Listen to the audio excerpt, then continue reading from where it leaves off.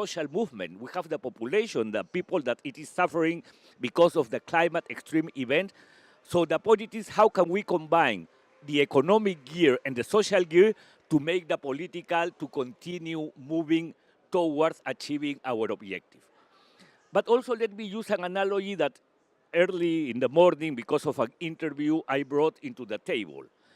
We are in a time in which we are suffering the climate debate pandemics. No? We have some virus, no? That it's coming and that it can affect us. The point it is, we have already learned how to manage a virus. And we know that if we are able, thank you, Liliam. Thank you. So sorry. So we know that if we are able to define a clear and gradual process towards a strong 2030, that it is the end of the decisive decade, we will be able to build back better. So the process needs and deserves to be very active and strong in these coming years as a way to get to 2030 with strong outcomes and with a strong achievement. That is key.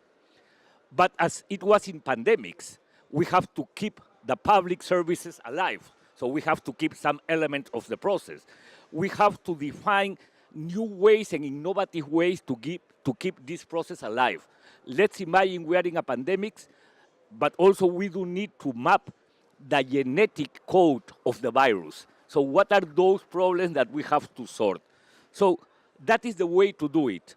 We have to keep, since the adoption of the Paris Agreement, we knew that it wouldn't be easier. We knew that we would have some difficulties. Now we are facing those difficulties. People is losing trust on the process. People, it is demanding that we are not on track. People, it is demanding that we haven't aligned our actions with our objective. So we do need to recognize that. Let me finish this reflection by bringing what are the WWF expectations for COP29. We released an expectation paper that are including first the NCQG, because this COP, it is about finance. Even when you came into the venue, you have already seen the announcement, the sign saying no, that this is about resource mobilization. And when it is about the NCQG, it is not just about the quantum. It is the quality of resources. It is the access. It is the structure. So there are many, many elements related to the NCQG that we hope we can get by the end of this COP. But also it is about financial pledges for adaptation and for loss and damage. Also it is about how can we implement NDCs in an effective way, because we are entering into the NDC 3.0. And we do need to make the difference. So we have to make, or we have to avoid to have, as it was with iPhone 14 and 15, that nowadays get the difference in between the 14 and the 15. In this case, the iPhone or the NDC 3.0 have to make the difference with the former, because with the former NDCs, we was not able to put the world on track. So those are the elements that are in our expectation papers, and for sure, the importance of the political signal. So that is why for today we have this strong set of leaders of the climate debate, a very good group of friends, and I do want to open the debate, and again, welcoming you all, and thanking and transmitting our gratitude for being the panelists for the opening of Panda Hub. So Rachel, let's start with you. How can we sort difficulties, and how can we get our expectation for the current COP29? Sorry that we just have one. Good afternoon, and thank you for welcoming me to Panda House. And it's lovely to be here. So, multilateralism, and this is one of the remaining functioning parts of multilateralism, because however difficult, however slow and suboptimal, this is a place where everybody is and everybody is talking. So with multilateralism, it is sometimes 3 steps forward, 2 steps back. Sometimes it's a leap. Sometimes it's stagnation. But you can never give up on it. And you have to keep maintaining the space where you can have a degree of trusted conversation. And so, whereas when you look around the world, you can see events that individually and collectively make you pause about the mixed signals about what we as humanity think that we're doing, you've got to keep on investing in this multilateral process. And we are still able to talk about climate here at COPs. We're talking about climate on the board of the IMF. We're talking about climate in the boards of the MDBs. We're talking about climate WTO. Climate is one of the places where we are still all talking to each other. Business to do here. We have business to transact, and there may be something happening on January the 20th, but we've got business to transact here.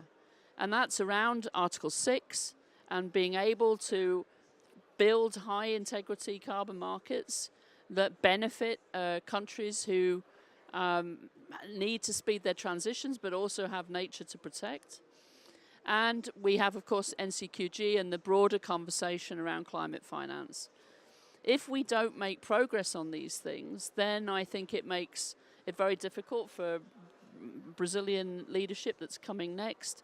And it will, I think, make it more difficult for other partners outside of government to really play a role.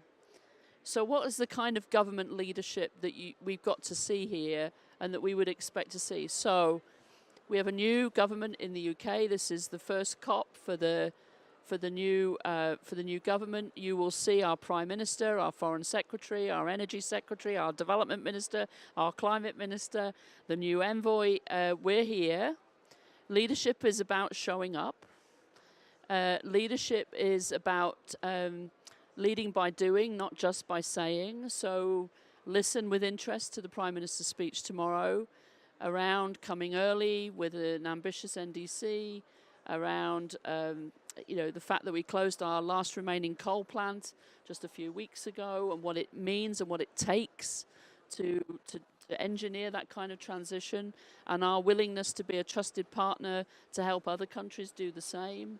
Our willingness to engage on how to mobilize private finance, not only stewarding our own precious public resources carefully, but also then leveraging the private sector and using the City of London effectively. So I think we think that no matter what clouds you see on the horizons or what clouds you think are overhead, this process is important. Everybody is an equal partner in this process, and leadership is about showing up, being pragmatic, being practical, helping, and to secure an ambitious NCQG.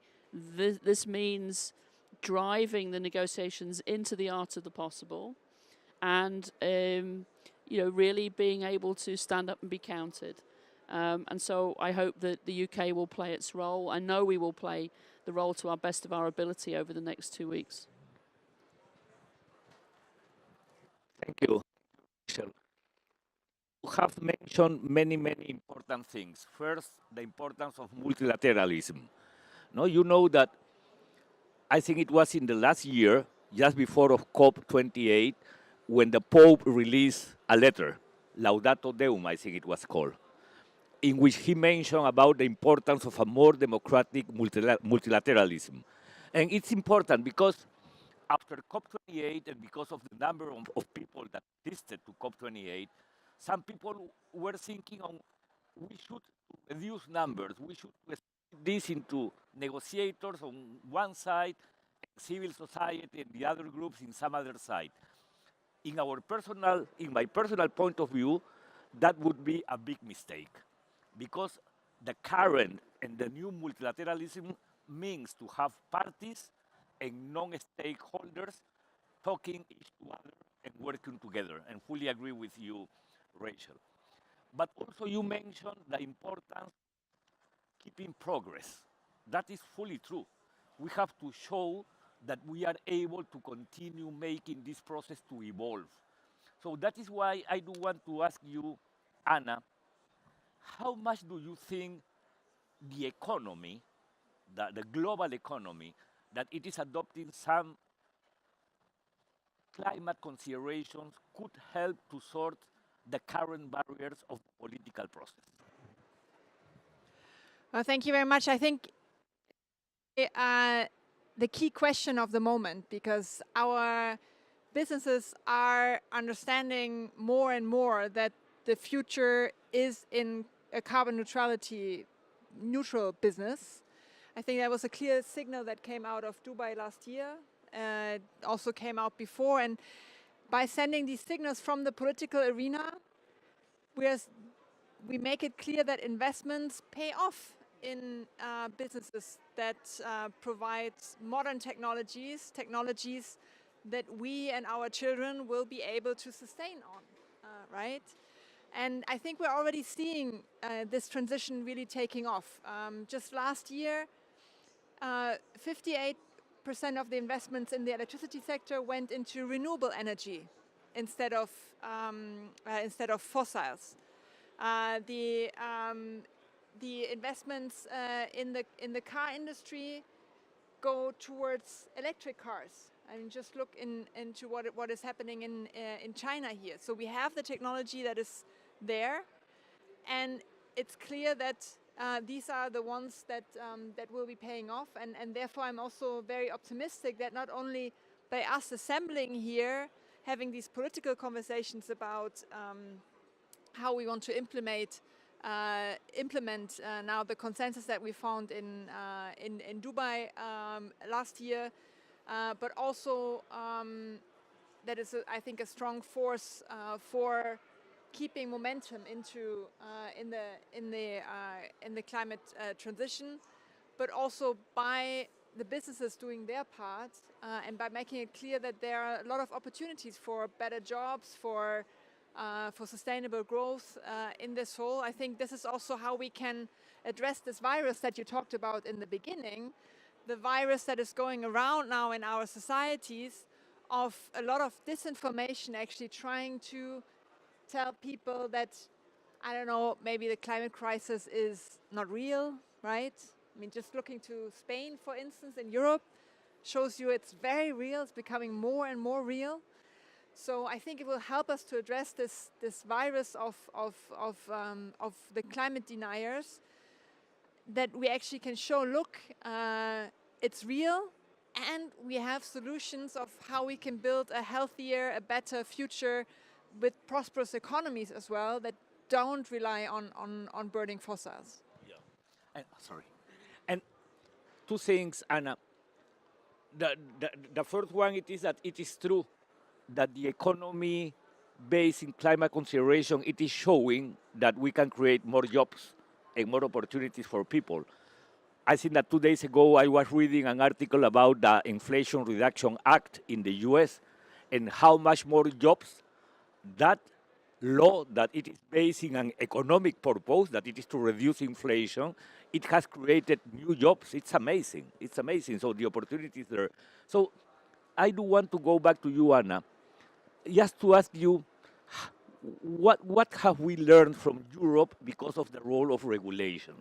Because Europe, it is showing the way in some way, no, by strong regulations that are, for example, demanding not to have non-credible climate claims, or to have more disclosure, or to have reports. So what have we learned from Europe because of regulations?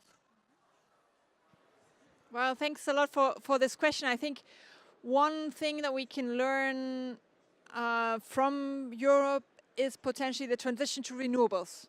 Because now in Germany we produce 60% of our electricity from renewables. EU, it's more than 50%. That was possible because of strong regulation.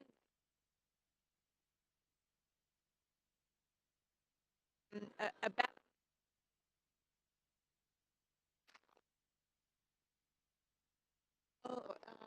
and other issues. So I think that's one thing.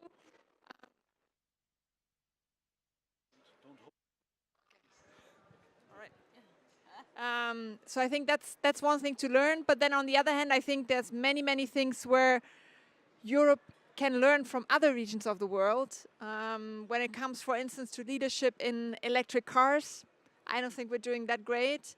And also when it comes to allowing really real new innovation to spring off fastly, and particularly also in the finance industries, for instance.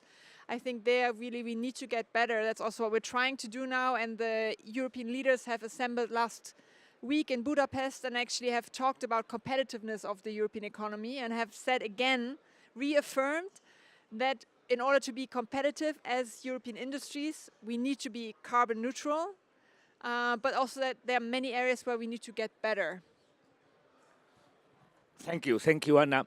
And Tzeporah, sometimes we are thinking in the next, but in this build upon, we are used to forgetting what we have already gotten. And in Dubai, we got a strong recognition for transitioning away from fossil fuels as part of the global stocktake.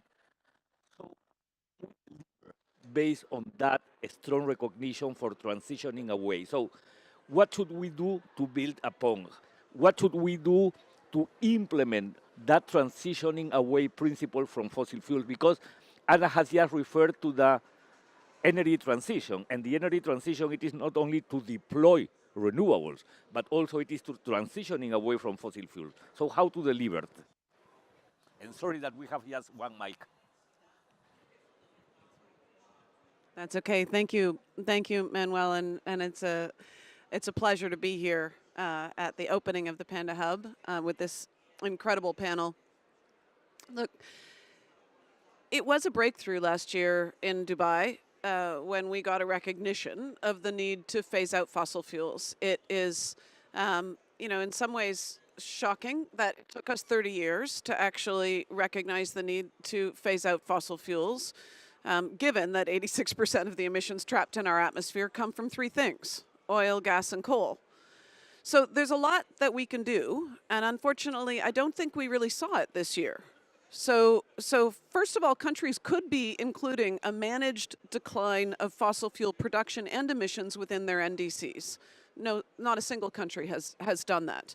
In fact, only a third of the countries have even mentioned fossil fuels within their NDCs.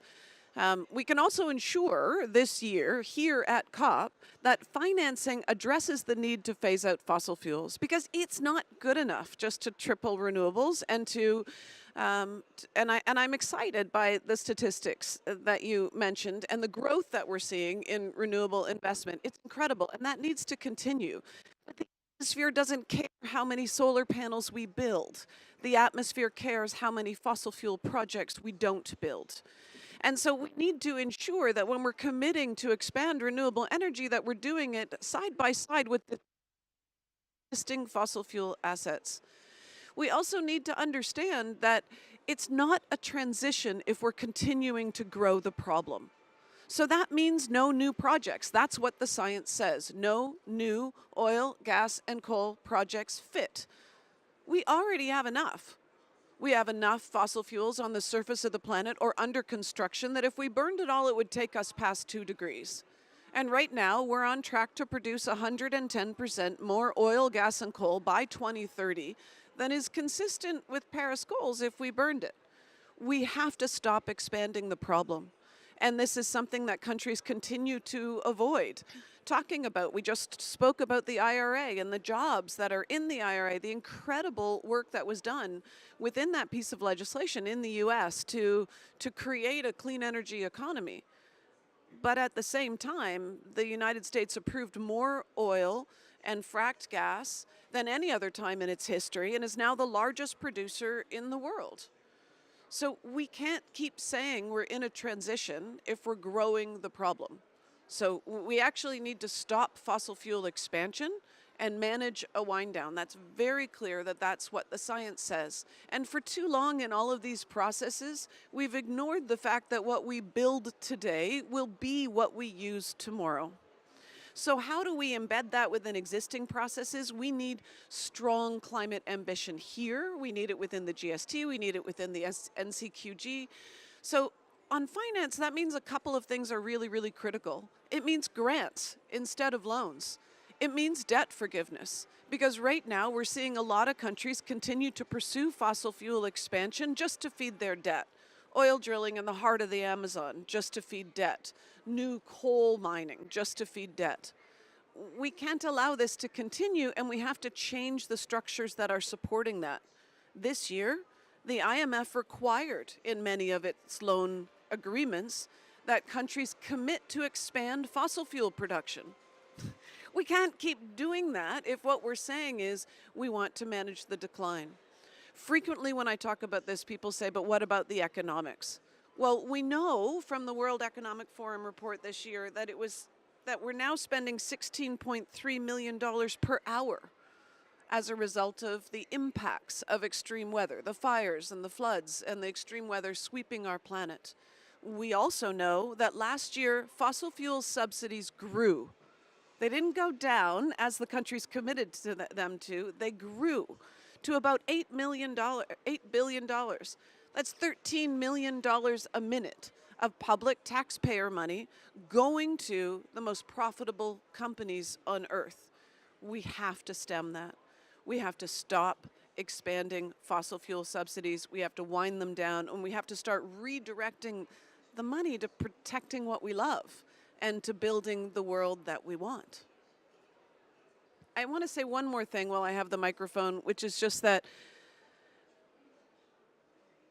the Paris Agreement is absolutely critical in what it has brought us, the 1.5 degree target, the NDCs, the emission reduction plans. And it's not enough to ensure a fossil fuel phase out. And we need international cooperation. We need to support the countries that are stepping out in front and agreeing to stop fossil fuel expansion and trying to work together to create the rules and frameworks that are going to help them wind it down. Because it's not just about replacing that energy, it's also about replacing export revenues. If Colombia is going to move away from the expansion of fossil fuels, then they need to replace those export revenues. And that's going to mean new trade agreements, new tax agreements, and new debt relief. And that's why 14 nation states have now endorsed and formed a bloc of countries calling for a fossil fuel treaty as a companion to the Paris Agreement, as the work agreement to how we phase out fossil fuels. I think that bloc of nations is going to grow within the coming year. And I think many of us, whether it's businesses or cities or countries or organizations like WWF, who has endorsed the fossil fuel treaty, can work to support those countries in creating a companion agreement to the Paris Agreement.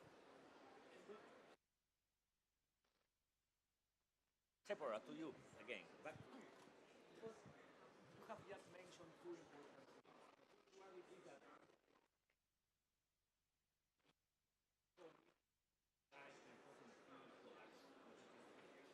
and unfortunately, we don't expect to have too much more ambitious NDCs in the next cycle. But on the other hand, you mentioned that we have to make this. So the 1 trillion question is what to do. How can we make the NDC cycle less?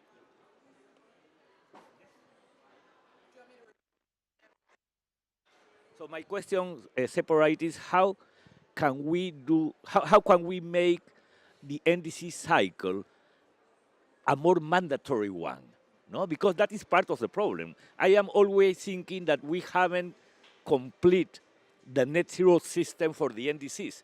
So as we don't have ways to track progress, as we don't have ways to point at those countries that are not fulfilling even with their own target, what to do, even more in the road towards Belém COP30. No, how can we change that? No, as a way to make the NDC really a strong instrument to achieve objectives.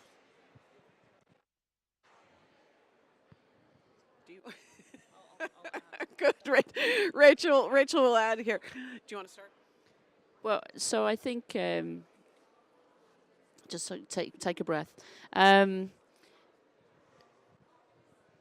mean, first of all, we have to honor the Paris Agreement, so we need countries to come early and big. Just to sort of, you know, we need a the circle to be a virtuous one, not a vicious one.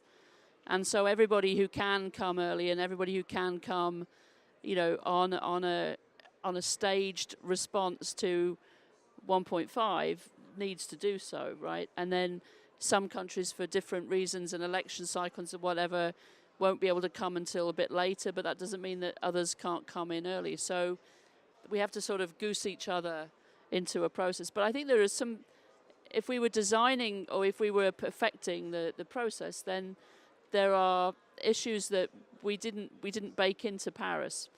So accountability, including when it comes to finance, the fact that a lot of the financing of climate, as opposed to climate finance, right, is done elsewhere. And there is no link or road map between the Bretton Woods institutions and the convention, and I'm not sure we can do that here, but I mean, it would be nice to have a tie. The second thing is, and I was having very interesting conversations about this with financial regulators and the surveillance function of the IMF, right? So the UN has struggled, I think, to come up with a sense of which countries got the policies in place that will drive its economy towards 1.5. So, and there are academic institutions and NGOs that do bits and pieces of it, but having that sort of sense of who's fit for purpose from a policy perspective.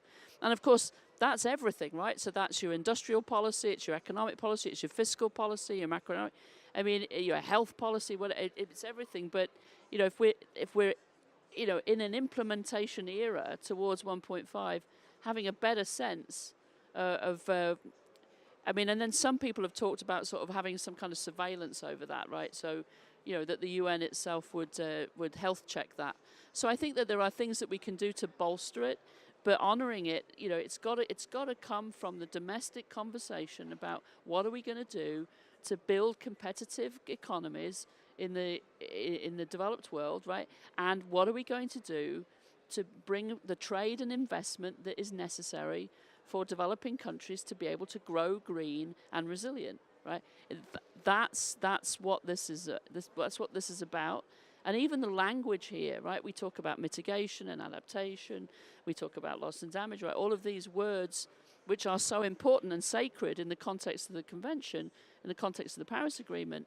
But if we walk down the street in any of our countries, and we walk down the street in any of our partner countries, it's like, where's the growth coming from? Where's the investment coming from? Where's the trade rules coming from that will allow us to grow green and resilient? And bridging those two lexicons, I think, is very important. Yeah, only a couple of things that I would add to that. Just to reinforce the fact that unlocking the finance is absolutely critical to ambitious NDCs. The majority of the countries cannot include a managed decline of fossil fuel production, the majority of producing countries, unless they have adequate finance. And so that doesn't just mean money on the table through the NCQG, it also means the financial structures that are going to support them. This is about rate of capital. I mean, 90% of the investment in renewables, there's great numbers this year, not in the global south. We're seeing it in the north. And so we have to look at where it's being built and what the barriers are to that kind of investment. And I think what we're seeing very clearly is that the structures are not in place to support those countries shifting. And in fact, our current structures are supporting them in continuing fossil fuel expansion.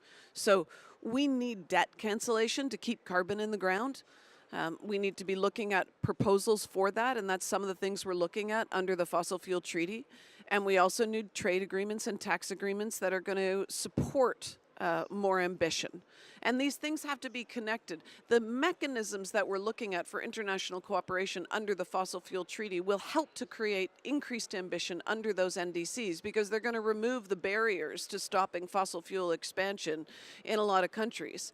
And then finally, leadership matters and fairness matters. And that means that the wealthy countries have to put more money on the table and the wealthy countries have to act first. And we all need to stop accepting climate leadership as being allowed to be defined by countries who are continuing to expand the problem. That means we need a new criteria in all of these processes. No new fossil fuel expansion. We can't allow new projects to continue to make the problem bigger. And I think that criteria has to be included in all of these different conversations that we're having and in the structures that we're having. Because given what we're experiencing right now around the planet, we can't afford to make the problem bigger.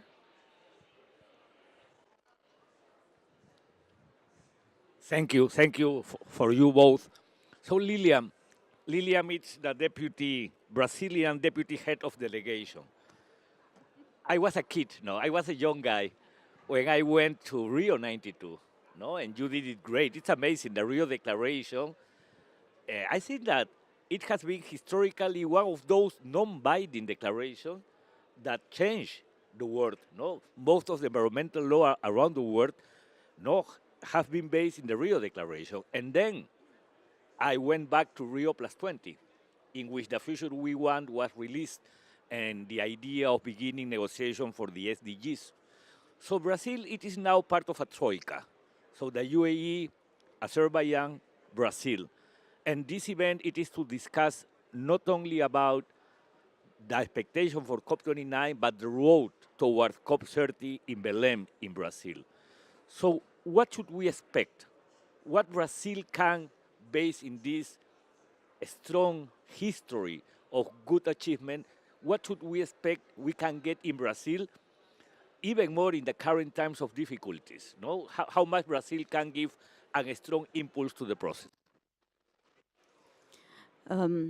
Hello, good afternoon.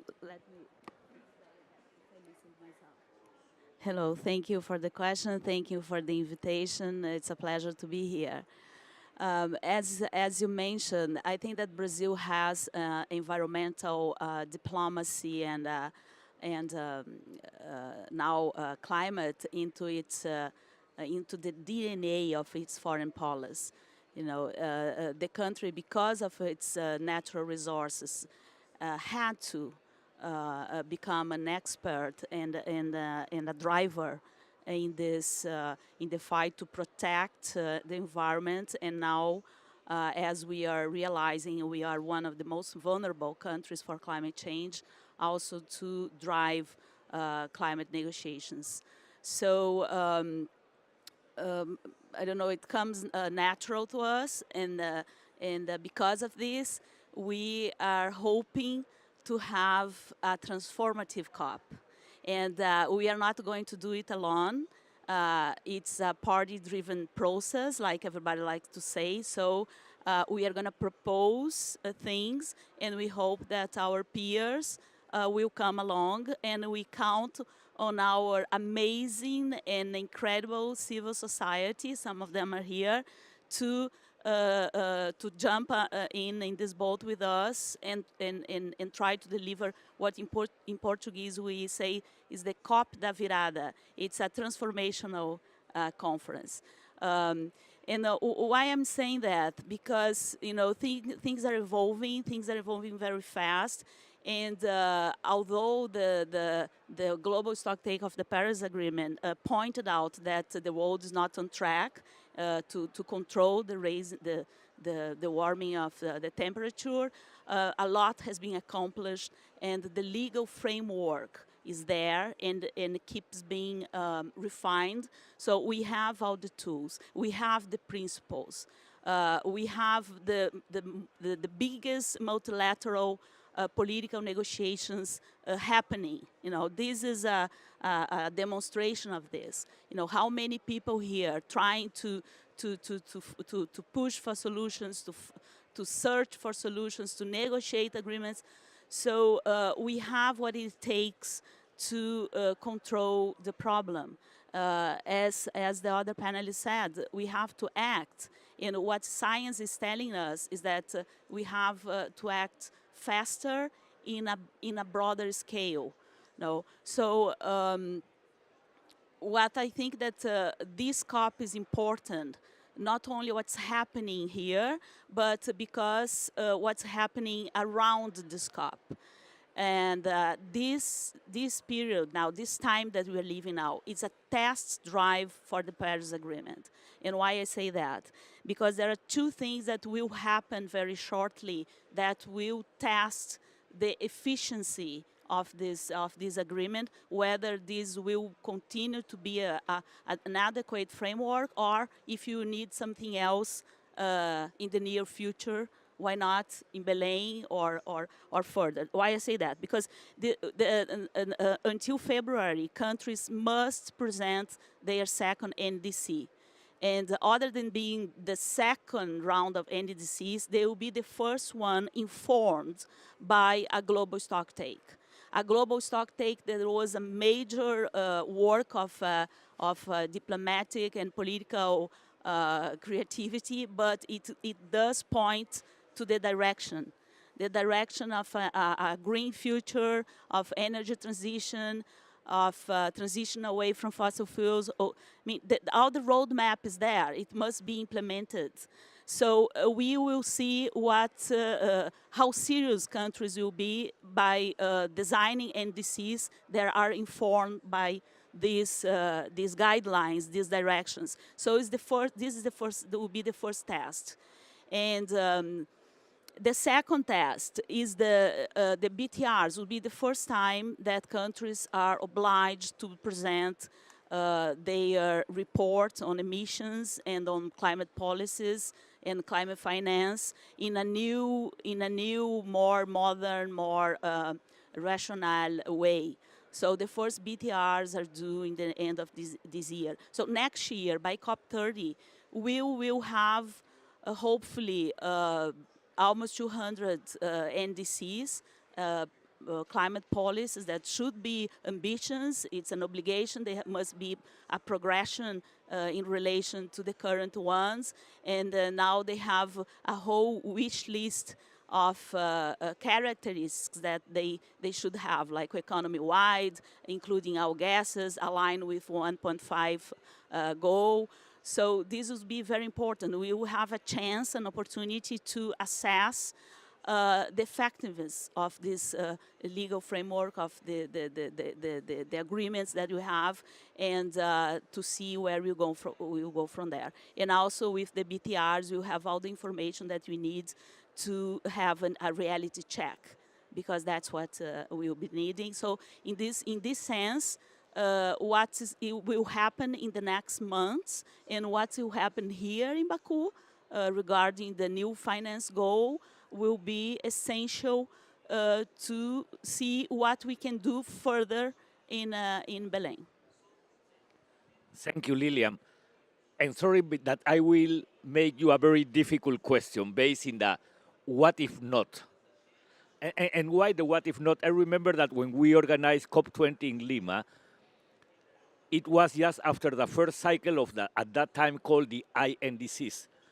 And I remember that the report of aggregate effects by the Secretariat showed that with the fulfillment of that first cycle of the INDCs, we would raise temperature in around 4 degrees. It was dramatic, no? So we organized COP20 in Lima, then COP21 in Paris. We got the agreement. So many people is thinking that probably by February, we will have some new NDCs, but we won't confirm that we have been able to put the world on track to the 1.5.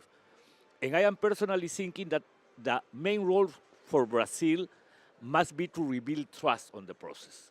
So for sure it is to promote more synergies between climate and nature, and those kind of things are so important.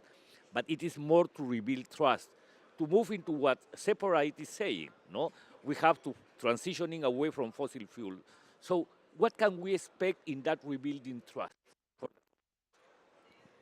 Well, we should begin with bold and important NCQG in COP29, because the climate regime, and we are here because of these agreements, because of the commitments we made under these agreements. And there are 3. They are not only the Paris agreements. There are the Climate Convention of 1992, the Kyoto Protocol that is still alive, and the Paris Agreement. So under these agreements, you know, mitigation in developing countries depends on the degree of support that they get.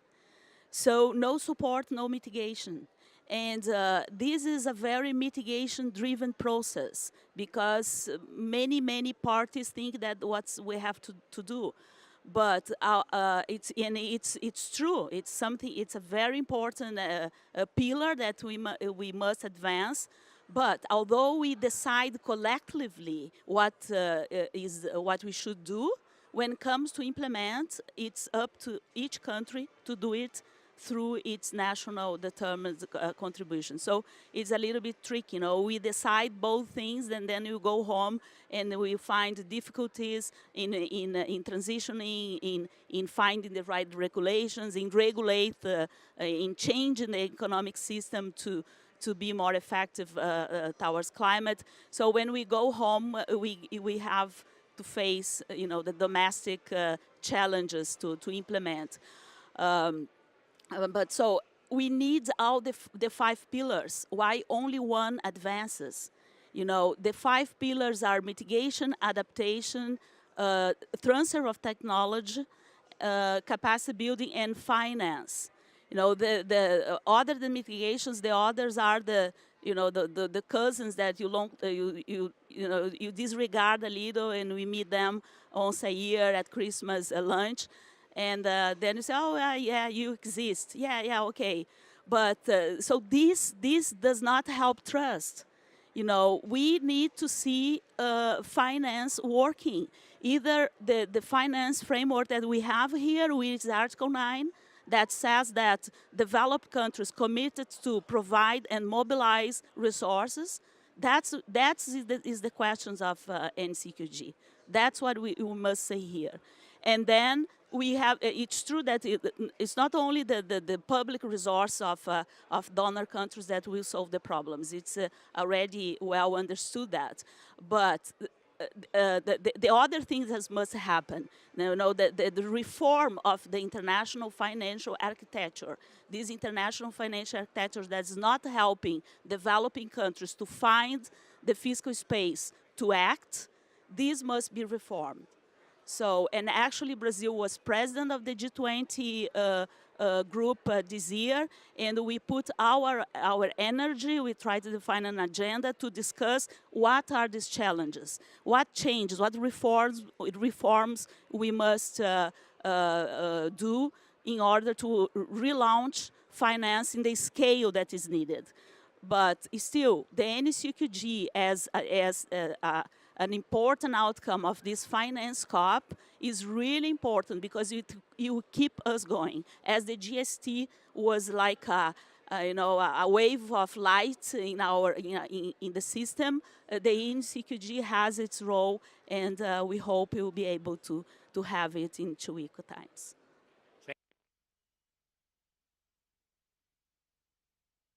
Related to the NCQG.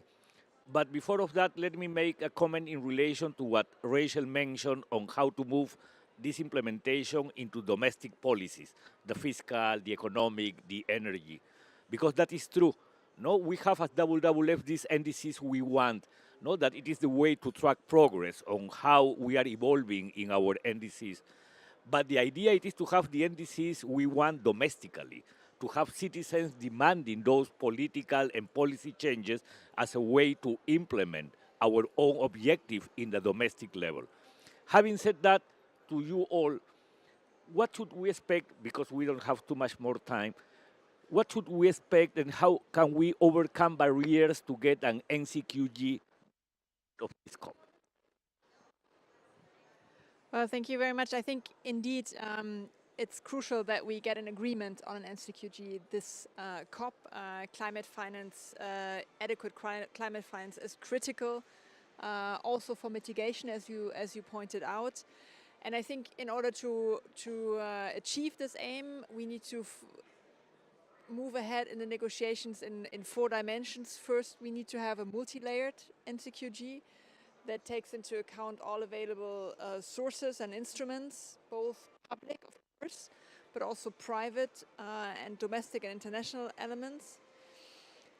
Second, we need, of course, to meet the financing needs of the developing countries. Third, we need to broaden the donor base. It needs to be a truly global effort with more countries contributing substantially than before. And fourth, we really need to leverage also the private investments to really shift the trillions as we argue for, and therefore also to make progress here on the concrete implementation of what we've agreed on in Dubai, the big breakthroughs with tripling investments, or tripling renewables, doubling efficiency. We can only do that if we really also mobilize funding, and therefore I think also what we need to see by the end of this COP are concrete implementation steps for the aims that we set ourselves. For instance, investments in grids, investments in batteries, reduction of fossil subsidies. I'm fully here on board with what you said, and phase out of coal, for instance, right? So therefore, we have a lot to do for a successful COP, so that we give you a good start for Brazil, for Belém next year. And I'm very optimistic that with all this energy that is here, we can actually do it. I mean, thank you. Not much to add, actually. I mean, I think this description of where a landing zone is for an ambitious NCQG is very well stated. And I think the leadership under the G20 has been quite extraordinary, because TF Klima, right, creating a space where finance ministers and environment ministers actually come together and learn how to work together. And now I think South Africa agreeing that it will continue that mechanism is so important, that our architecture doesn't allow for those two communities to come together, but Brazil's helped us fix that. So there's a yin and a yang, right? So we need progress there in order to have a strong NCQG, because that's the sort of water in which the NCQG is swimming. But we need a strong NCQG to send a strong signal that the NDCs, you know, can get financed, and that actually these things are linked together. So, but we've got work to do this week and next week in order to land that very strong NCQG. I would just say that another thing that we're very focused on in the UK is that we have to mobilize the finance, but we also have to sort of task force, especially those countries that are signing up with NDCs which are on track for 1.5, right? The top end of the Brazilian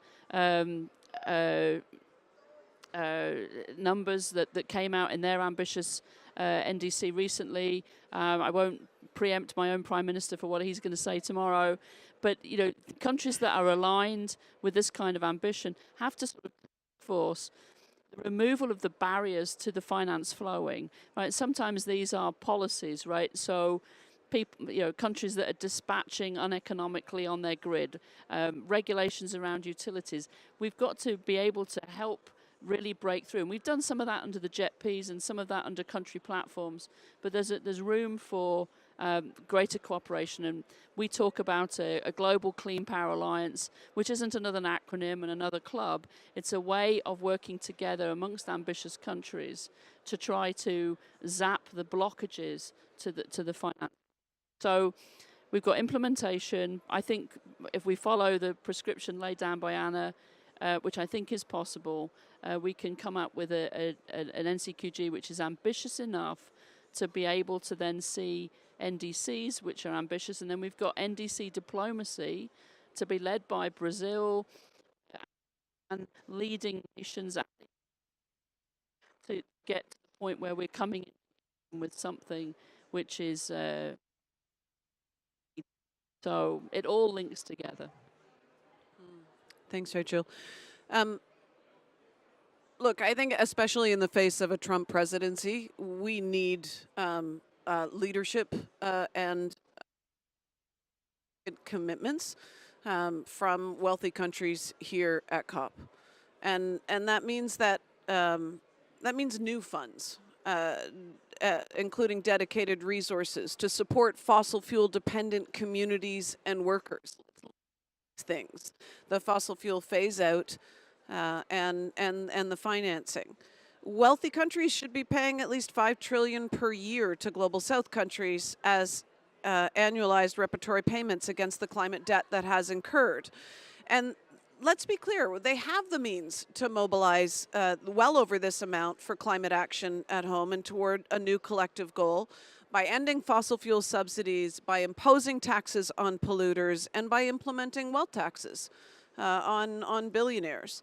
The climate finance goal has to establish at least $1 trillion a year in public grants for economically emerging countries to support cutting emissions and preparing for and adapting to climate change, as well as funding to address loss and damages already occurred from extreme weather. And that amount has to be $300 billion mitigation sub-goal to support a fossil fuel transition and the tripling of renewable energy capacity and doubling of energy efficiency by 2030. The adequate finance to support the expansion of renewable energy infrastructure and adaptation measures is absolutely critical to unlocking more ambitious NDCs among developing nations. And I want to add one last thing on your question of what happens if we don't. We all just saw the emissions gap report come out. I think it was last week. We're on track for something like 3.1 degrees. And even at today, we've, I think all, and I've talked to, been astonished at the impacts this year. It's much faster than anyone thought in terms of the dramatic rise in extreme weather and fires and flooding and out of control global hydrological cycles. And so what does that mean? It means every ton of carbon at this moment in history that we save from going into the atmosphere will save lives. What if we aren't successful? More lives will be lost. And that's what's at stake here. And while we talk about all these various acronyms and processes, we cannot forget that. We have to act like it's an emergency. And we have to be pushing countries to act as though it's an emergency.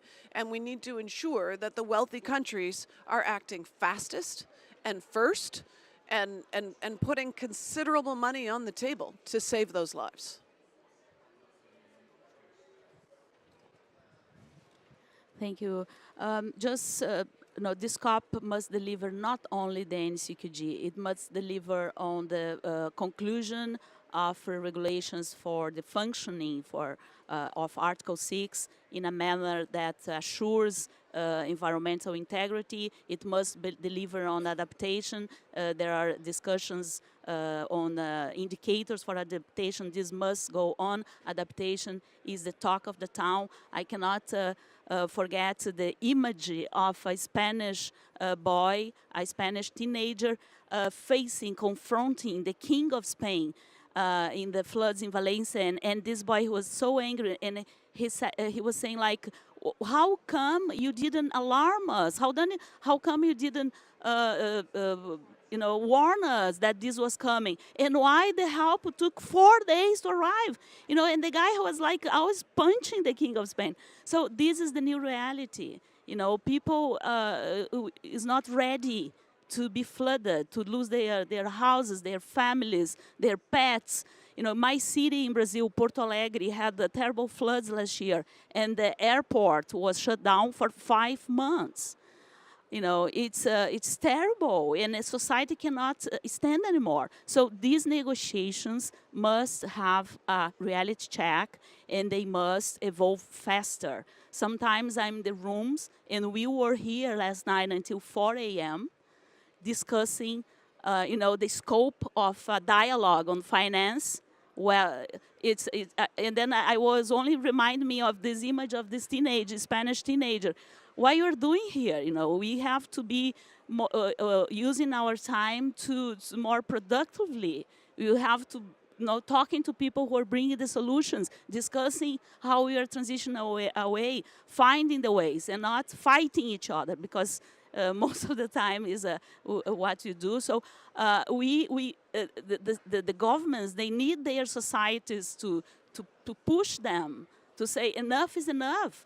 We were waiting for chaos to do something. Let's do it in an organized time. While still there's time. IPCC says we have very little time to prevent chaos. So let's take it seriously. No, and we need the help of society, all people who are here. Go talk to your negotiators. Don't block things. We need a sound outcome of this COP, and then go to the next and mobilize all other stakeholders to go forward. Otherwise, it will be very, very difficult and sad. Thank you. So thank you so much. What a fantastic way to open the Panda Pavilion, the Panda Hub. So thanks to you for participating in this opening, and communicate your friends or your colleagues that we have a very good calendar of events, of discussions and panels. So thank you, Rachel, thank you, Anna, thank you, Tzeporah, thank you, Liliam. So please join me with a big applause for this fantastic panel. Thank you very much.